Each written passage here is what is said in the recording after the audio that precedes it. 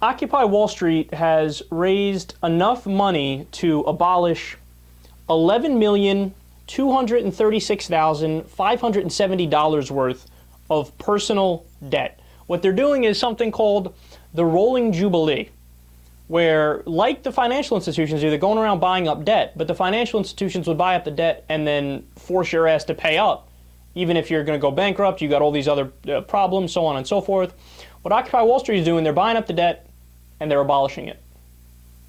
I mean, I can't imagine a more noble thing than that.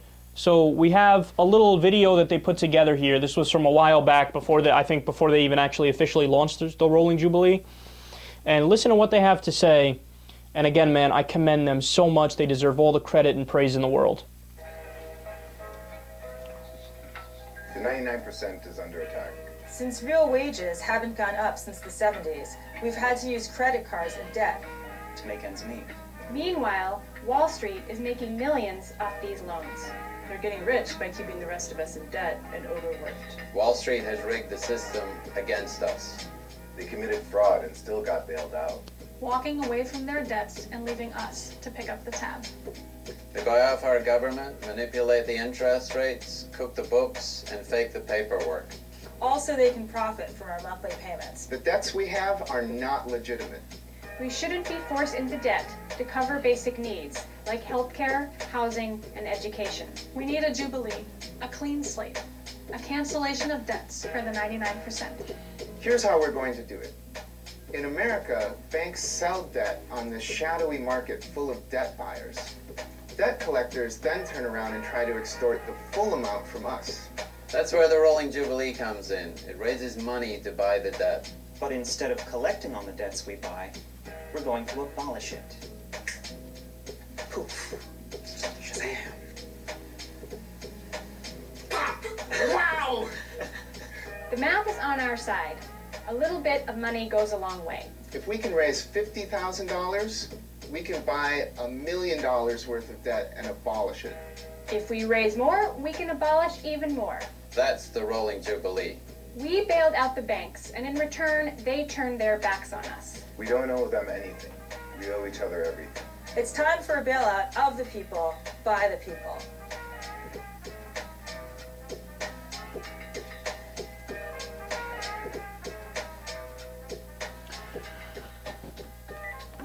So look, I can't even like form the words strongly enough to describe just how right they are in what they're doing. So think about the recession of 2008, subprime mortgage crisis.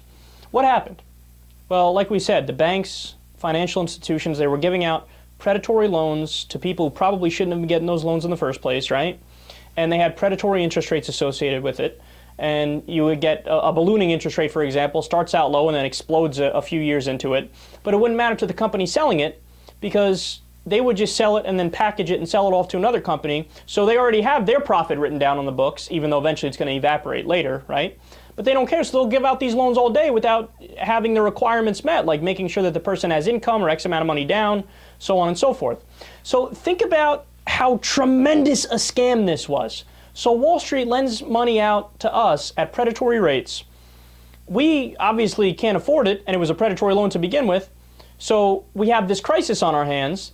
And then instead of the government rushing in and bailing out the people who were targeted as victims, they bail out the companies that did the predatory loans, and then the companies lend us money again at interest, with interest. I mean, you can't draw up a scam more ridiculous than that. They're doubly hitting you. Not just once. They don't scam you once, they scam you twice, right? So, and this is something that we talked about when the actual recession hit, is that if you're going to do a bailout, you got to do a bailout of the people. You can't do a bailout of the institutions.